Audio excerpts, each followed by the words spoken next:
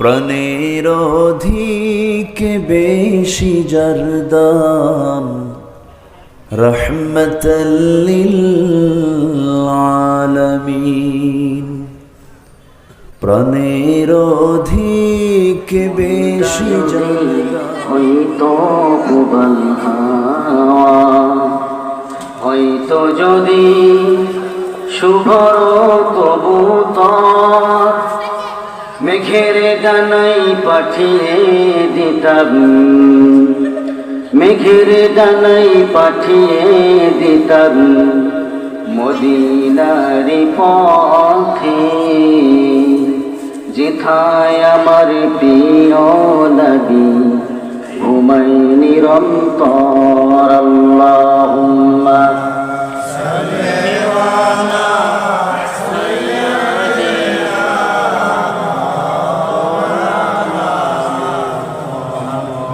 وعلى آل مولانا محمد সবাই বলুন বালাগন উলা বিকামালিহি কাশাফাত তুজা বিজামালিহি। আসুন কথা না বাড়িয়ে মূল আলোচনার দিকে চলে যাই। কি বলেন, চলবে আলোচনা? চলবে। কতক্ষণ? সারা রাত? ফজর পড়া লাগবে না? ফজর পড়বেন? আলহামদুলিল্লাহ, খুব ভালো মানুষ। সম্মানিত উপস্থিতি, লোকজন কি এইভাবে আসতেই থাকবে? বলেন বলেন, বাইরে কথা বলতেছে ভাইরা আমার, আসেন এদিকে বসেন, অনেক জায়গা আছে। আমি কোরআনুল কারীম থেকে একটা আয়াত তেলাওয়াত করেছি, সূরা আনফাল আয়াত নাম্বার 30, মনে থাকবে তো?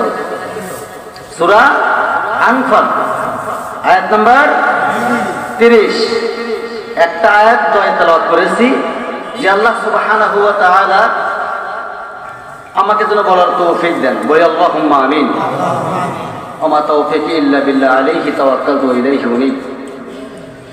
কারণ আমার ভিতরে কোনো ইলম নেই। সুবহানাকা লা ইলমা লানা ইল্লা মা আল্লামতানা ইন্নাকা আনতাল আলিমুল হাকীম। যদি আল্লাহ রাব্বুল আলামিন আমাকে বলতে না দেয়, আমার ক্ষমতাও নেই আমি বলবো।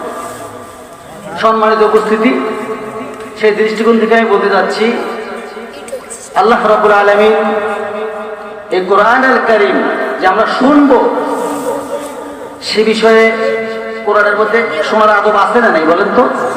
আসতে কবেন না, আছে না নাই? জোরে বলতে হবে, আমার কথার জবাব দিতে হবে, ঠিক কিনা বলেন? আলহামদুলিল্লাহ, ভালো মানুষ। আল্লাহ রাব্বুল আলামিন কোরআনুল কারীমের মধ্যে বলেন, ইযা কুরিয়াল কুরআনু ফাসতামিউ লাহু ওয়া আনসিতু লাআল্লাকুম তুরহামুন। জোরে বলুন আল্লাহু আকবার।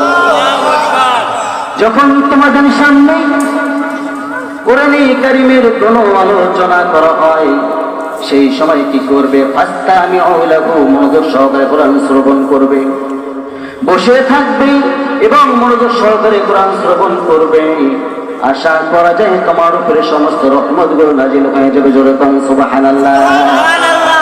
আমার বন্ধুরা, ভাইরা আমার, কোন বান্দা যদি রাতের বেলায় কোরআনুল কারীম শোনার জন্য কোরআনের ময়দানের মধ্যে সে বসে পড়ে যায়, আল্লাহ রাব্বুল আলামিন বলেন 1000 নফল নামাজ পড়লে যেই সওয়াব হইত, ওই বান্দা রাতের বেলায় কোরআনুল কারীমের আলোচনার ময়দানের মধ্যে বসার জন্য আমি আল্লাহ রাব্বুল আলামিন ওই বান্দার আমলনামার মধ্যে 1000 নফল নামাজের সমান সব রেডি করে দিই। জোরে কই সুবহানাল্লাহ।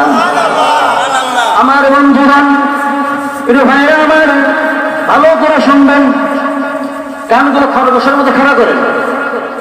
আমার বন্ধুগণ, আর কোন বান্দা যদি দিনের বেলায় কোরআনুল কারীম শোনার জন্য কোরআনের ময়দানের মধ্যে এসে বসে পড়ে যায়, আল্লাহ রাব্বুল আলামিন বলেন ওই বান্দার আমলনামার মধ্যে 500 রাকাত নফল নামাজের সমান সওয়াব আমি আল্লাহ রেডি করে দেই। বলি সুবহানাল্লাহ। তাহলে রাতের থেকে দিনের থেকে রাত বেশি না কম? তাহলে যারা বাইরে ঘুরতেছে ভালো কাজ করতেছে না খারাপ কাজ করতেছে?